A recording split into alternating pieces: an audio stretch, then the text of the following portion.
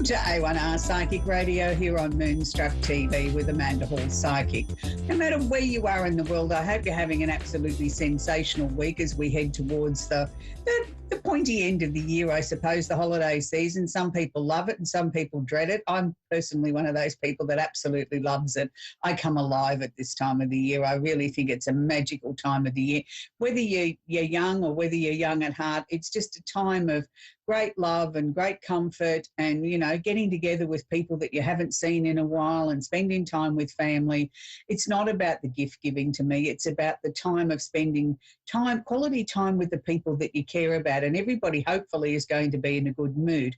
So for our US viewers, I know that you're heading into your midterms over there. So don't forget to use your right. Take your right and vote. Vote for what you want. Yeah, that one single vote can be the deciding change for the changes that you may be looking for in your political arena. So don't waste your vote. Here in Australia, we have to vote. It's compulsory. We don't get a choice. So I don't really understand when people say, oh, I want change, but did you vote? Oh, no, I can't be bothered.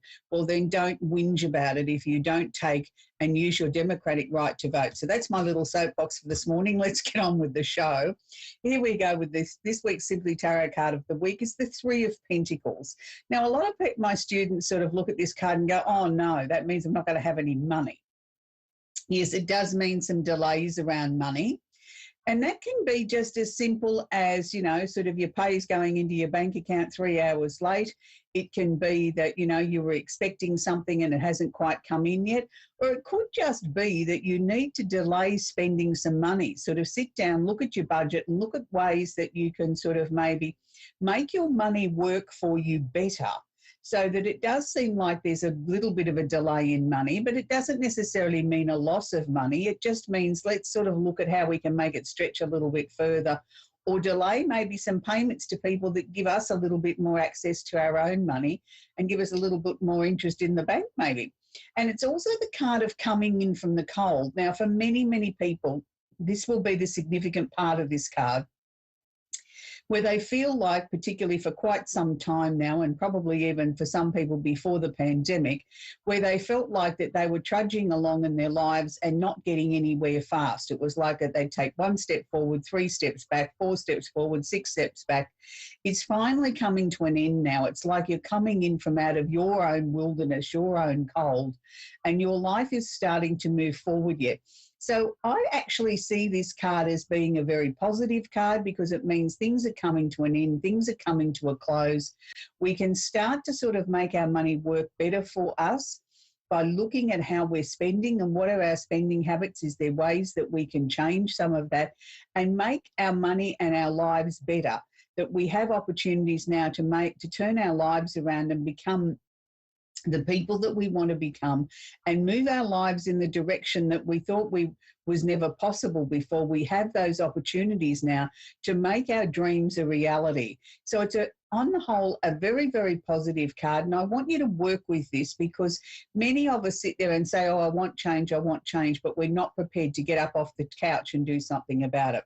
So let's move on to the astrology section. And I know the number one question on everybody's lips is, you know, did you see the full blood moon in Taurus? How's this going to affect me? Is it still going on now? Even though we've had the lunar eclipse in the last 14 hours, it doesn't mean that the energy of the full moon eclipse is completely gone yet. We've still got another about 36 hours of this energy. So what does it mean in layman's terms? Basically, when we look at which sign the full moon is in, that's where we take our indicators from at what it means. So the full moon at the moment is sitting in Taurus. So Taurus governs things like our personal belief systems, our personal income, and the things that are important to us.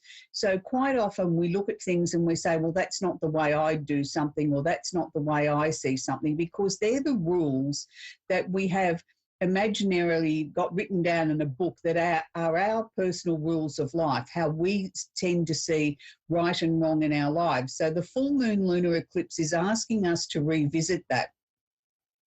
Is asking us to look at, is some of our rules of our own personal way of living, are they outdated? Do they need to be modernised? Do they need to be scrapped? Do they need to be just sort of loosened up a little bit? Not everything can be black or white. And as we've seen in the last few years with the pandemic, we all had to make radical changes very quickly. And for many people, that changed their personal belief systems and what they thought was important to them and what now is important to them in their lives. And we saw many, many people pack their families up and move to different locations or move back to home because they had the opportunity to do so because they could work remotely. Or all of a sudden working as many hours wasn't as important. The almighty dollar wasn't the driving force anymore. It was about being happy, being a family, being together, rediscovering the art of conversation, sitting around, dining room tables and playing board games. Oh, one of those old-fashioned things that people used to play in the dark ages all of a sudden became fashionable. Families learnt to play card games and have conversation.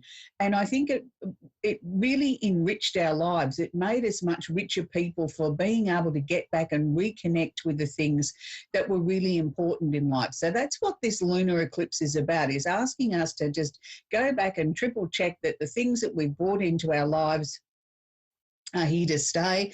The things that we might have brought in temporarily and think, yeah, that was okay for then, but now we need to move on from that, that's fine too. So it's a time of just adjustment and looking at the things that personally make you happy. It is also a time of looking at our own personal finances and our own personal spending habits. I know we're heading into a very expensive time of the year and most of us tend to go overboard at Christmas and spend on lavish gifts for our family and our friends and thinking that that's our way of showing them how much we love them. Maybe this year what you can do is look at what does that person really need. And a lot of times it's not the expensive gift, it's some time. It's spending time with you, organising to cook them a meal, organising a day out in the park or something like that, and a smaller gift might just hit the spot. It might just be what people are looking for. Let's look at the people that are important to us in our lives and make sure that we get our spending under control. Inflation's going out of control right around the world for various reasons, and not just because of a pandemic that, they keep telling us is over and then they keep reaffirming that there's new variants on the way, bigger and better and stronger and more powerful than the ones we've seen before. And, you don't know who to believe in the end. I think the best that we can do is look at our own individual situation, make the decisions that seem right for us, what's right for our family and right for us heading into the holiday season. And let's just curtail the spending a little bit on keeping it to the more important things in life, not spending on an expensive gift, buy a smaller gift and maybe give them the gift of time and your energy and your love, and look at things like that. I know there's lots of families around the world that are reorganising things differently. And, it's become very popular now to have virtual Christmases where people might not be able to necessarily gather in a physical location, but they're setting up webcams and things like that and having a virtual gathering from everybody's different homes and, charging a glass that way. So that may be the new norm. Who knows? It is nice, of course, to get together in person, but sometimes that's a little bit impossible because of the distance or the cost factor, or maybe somebody's not well. So look at some inventive and creative ideas and ways of being able to bring your family and loved ones together this festive season. So it's a good time of the year to be looking at that. We have the sun still sitting in Scorpio, be there for another couple of weeks. So the sun is conjunct or holding hands Mercury, the planet of communication. Mercury is holding hands or conjunct Venus, the planet of love and affection. So yes, this is a perfect time if you're searching a new romance, if you feel that you're in the mood for, maybe meeting that someone special. Be aware if you meet somebody under the Scorpio energy, they will be very intense. They'll be very serious sort of people, but also Scorpio is known as the zodiac, the lover of the zodiac. So, if you're fortunate enough to fall in love with a Scorpio, then you may be in for some really loving times ahead, shall we say. But for the rest of us, it doesn't really matter what star sign somebody is. If you meet somebody and you feel a connection and you fall in love, then that's the right sign for you. Don't sort of get bogged down on, I'm a Scorpio, so therefore I must fall in love with a Scorpio or a Pisces or a Cancer. We can get on with the other signs in the zodiac as well. There's many, many combinations combinations that make up your perfect match. They're just general guidelines for sun sign astrology, which is the time of the year that you were born. But there's many, many other factors that make up what is compatible and what is your perfect soulmate or your perfect star match. So just, follow your heart, I think, is the best rule I can suggest there. We also have Neptune conjunct or holding hands Jupiter in Pisces. So this is a time of great creativity.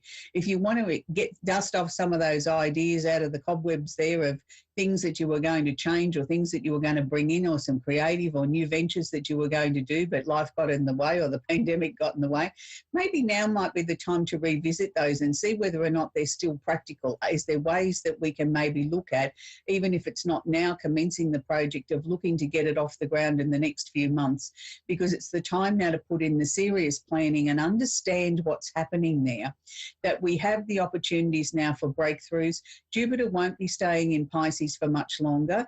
There won't be as much creative energy around there as there is at this current time. And that's why I'm suggesting, even if you're not ready to launch the project yet, let's look at, getting some of the finer details down, looking at the creative side of it. Is there something else that we need to look at?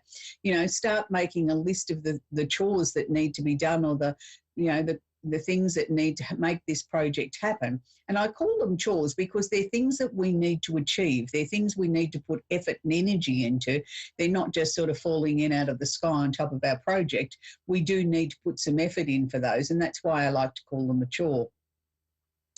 We also have Neptune still sitting in Pisces, and for all the darling little Pisceans, it really is a time for you guys to shine. You don't often get the time to sort of thrust yourself out into the limelight, and you tend to sort of stay back into the shadows a little bit and allow everybody else to take the limelight. Please don't waste this opportunity to thrust yourself out there into the public eye or out into the limelight in your family and say, hey, I really am here and I do have something really worthwhile to contribute to the family or to the discussion. It's now your time.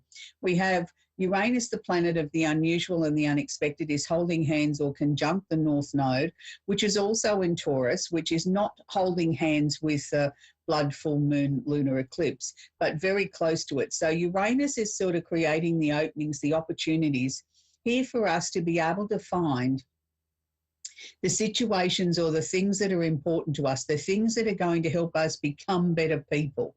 So let's look for some openings. There might be some light bulb moments over the next few days or the next week that you think, that's what I'm meant to be doing. That's the direction I need to be taking. I need to be looking at other significant areas of my life, looking at ways to improve things. And improving things isn't always about spending money, and it isn't always about saving money. Sometimes it's about changing who we are and the principles and the rules that we live by. So you may have had some sort of, some bolt of lightning moments where all of a sudden the answers have been there and you haven't seen them before. Don't beat yourself up about that. You weren't meant to. Now's the precise time for the answers to come in. So let's just work with the divine timing of things that are being shown to us and not be in too much of a hurry to try and push things along too quickly. We are allowed the luxury of time to be able to work with something, to enjoy it, to build upon it. We don't have to get everything sorted out in 5 minutes. We can take the time to let things develop and move, more importantly, forward. It's a time of real growth, of real opportunity. But as I said before, it is also a time of digging deep and understanding what makes us tick as people and how we can improve things in our lives. For many people, it may be going back and visiting a family argument and saying, is it time to put that to bed? Am I going to be the bigger person and reach out and extend the olive branch and say, look, it's Christmas. We're nearing Christmas. Let's bring the family back together again. Haven't we had enough drama over the years that I think we need to just draw a line under it and let's start afresh? And for many people, that's been something that they've been toying with. I've had many people approach me about, is this the right time to maybe, pursue something like that they've given it a lot of thought, can't even remember what the disagreement was about, but feel as if there's an emptiness in their lives that they would like to fill up and sort of, how do I go about it? Sometimes the hardest part is taking that first step, that once somebody's taken the first step, no matter who was right and who was wrong and how the thing played out or the argument played out, sometimes it takes the bigger person to turn around and say, hey, how are you? I've missed you. And, let's not talk about what went on. Let's just draw a line under it and let's start afresh. So hopefully that will bring a few more family members together at the Christmas table this year, even whether it's, in person or whether it's a virtual situation. We're going to talk with Deb in Marion in Indiana. Are you there, Deb? Yes, I am. Do you have a question I can work with for you, Deb? I'm not sure. Do you do readings or do you just... Yeah, I do. I do, but I prefer to answer a direct question if you don't mind, Deb, because that way then I've answered what you've called into the show for. Basically to see where maybe my future is leading me. Yes, certainly. I live with my daughter, my 2 granddaughters, and 2 of my great-grandchildren, and this house is getting kind of small. I'm wondering if it's not time for me to move on. Well, I'm sure that's an interesting equation, Deb, with a house full of youngsters. I'm sure it's keeping you young, but in some ways too, it's probably quite tiring, is it not? That, you're not getting a moment's peace to yourself. I enjoy every minute of it. It's just we're running out of space. Yeah, I appreciate that. Look, I do feel that there's going to be some changes in the first, 3 to 6 months of next year, Deb. I'm not necessarily sure that you're going to be the one that's going to be moving. I felt that there was going to be some movement from someone else in the place, in the household. So there's certainly changes coming up in the first 3 or 4 months of next year. It's not something that I think is even in anybody's mind at this point as we speak. It may just be one of those random sort of things that, someone in the household gets a new job which takes them into a different location. And I'm not talking about interstate. I'm just saying, maybe a little bit too far to drive to work. So the most logical thing would be move closer to where the employment's going to be, but we're still close, but, it's a 30-minute drive, so I'd rather be closer to work. I just feel it's going to be a situation like that. I'm not saying the house is going to be empty by the end of 2023, Deb, but it's certainly going to be a lot more manageable than it is at the moment. You literally are bursting at the seams, and I think everybody sort of feels that. But it's also like a nice security for everybody at the moment too. Everybody sort of enjoyed this really together sort of time, and I don't think anybody wants the magic of that to finish. So it's not until something comes along that forces the change, if you want to look at it that way, or forces, a new door to open, that will seem the next natural progression. Deb, would it be fair to say that this year you've gone through a lot of changes in yourself, where you've gone back over a lot of things of your past and sort of let go of a lot of things? There's been a number of people throughout your life that I don't think have really appreciated you or treated you with the respect that you deserved. And it was sort of like you always seemed to give them the benefit of the doubt. You always seemed to turn the other cheek. You never really confronted them with it. And yet you buried that hurt deep inside you. Well, a lot of that this year to me has been released. It's not necessarily that I need to work through it and forgive them. It's just sort of like, well, I can release that now. I don't need to hang on to that. And that's a good sign to me, because you are such a giving person. I have been working on that. Yeah, and because you're such a giving person, Deb, it's hard for you to sort of turn around and say somebody did the wrong thing by you, is it not? Yes, you hit that right on the head. Yeah, but look, it's not a matter of who's right and who's wrong. It's just because you've been such a giving person, Deb, I want to say people have taken advantage of that and abused it. And that's the area I think now that you're aware of, and you won't consciously allow people to take those liberties anymore. Yes, you're right. And that's even if I have to just put distance between us, yes. Yeah, and that's a good thing. And that's really been hard for you to be able to come to that realisation that this is what I need to do for me as Deb. I don't have to take on everyone else's problems or issues. And that's a big, big step forward. And, it's hard because you've always been such a giving person. And it's not that you're not going to still be a giving person, Deb. I don't want to make it sound like you've become this really hard person. It's just you're now looking at who owns the problem. Does this really affect me as Deb? Or is it their problem that I can give them a certain amount of help and then I say, that's it, you're on your own? You know what I mean? I've done as much as I can do, Yes. but it's sort of learning boundaries, I suppose, and setting boundaries even for the closest people in your life, that you don't need to be there with them every step of the way. And that's a good thing. Deb, the other thing that they're showing me here is that I feel as if I want love in your life. Is that something that you're ready for, to have a partner? At times I think it would be nice to have someone just to talk with, go to dinner with, maybe travel, just a companion. Yeah, because I feel by after March next year, they're showing me someone coming into your life that will fit that bill. I don't say you're necessarily going to run off and get married or anything like that, No, but it's someone there no, that I'm you not can go looking out for that. You can have a picnic with, you can go to the movies, you can take a trip with, but you still lead very independent lives, but yet you're very close. And he's a really, really nice gentleman. And I mean that in the sense of manners and a little bit on the old-fashioned side, like he's got some pretty high principles, and, he likes to open the car door for you and treat you with respect. And I don't think there's anything wrong with that, Deb. Bring him on. That's who I'm looking for. Yeah, well, after March, sweetie, and you're going to meet him, I think, through some friends at a gathering, a party of some kind, and you sort of can't believe your luck that you've met a man. If you were able to walk into the supermarket and pick one off the shelf, he would fit the bill.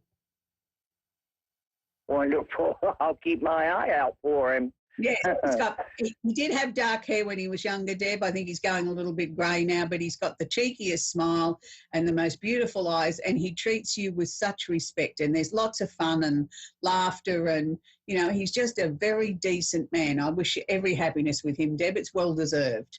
And that's where we're going to leave Deb now and Marion. We're going to talk with Maria in Victoria, British Columbia. Are you there, Maria? Yes, I am. Hi, Maria. Do you have a question I can answer for you, sweetie? I just lost my dog. Oh, I'm sorry to hear that, Maria. Passed away. Mm-hmm. I'm just wondering where he is now. Maria, look, I believe dogs pass over to the other side like humans do, whether you believe in heaven or whether you don't. I mean, there is certainly an afterlife, in my opinion, and it's a very personal thing at what label people want to put on it.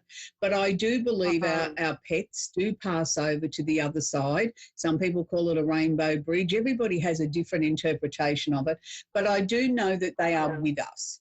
And, even though they may not be physically with us, and we can't take them for a walk or put them on the couch and have a cuddle, they are still around us, and they see everything that we're doing. And particularly if you were extremely close to your pet, as I know you were, they will come back to visit. They're like humans. They don't like leaving us, like they like to come back and keep an eye on you.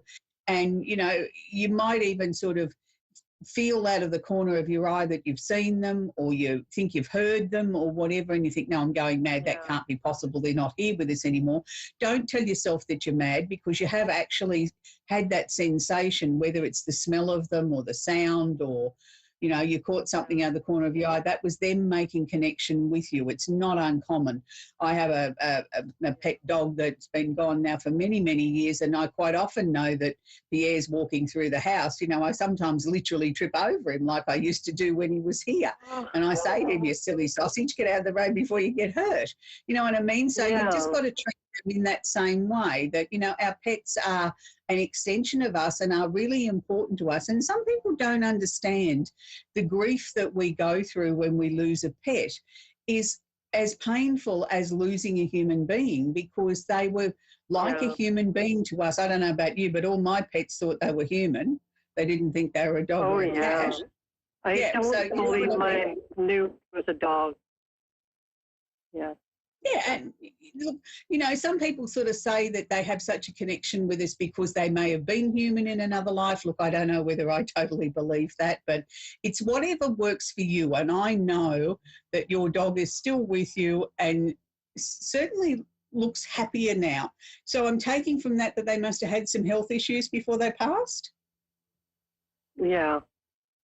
Yeah, because if you can say a dog's got a smile on their face, your dog's got a smile on his face, wagging his tail and really happy and really playful. So, almost gone back to sort of just out of the puppy stage, that's how well he's feeling now. And that's what he wants you to remember, the good times when he was really well and was full of mischief.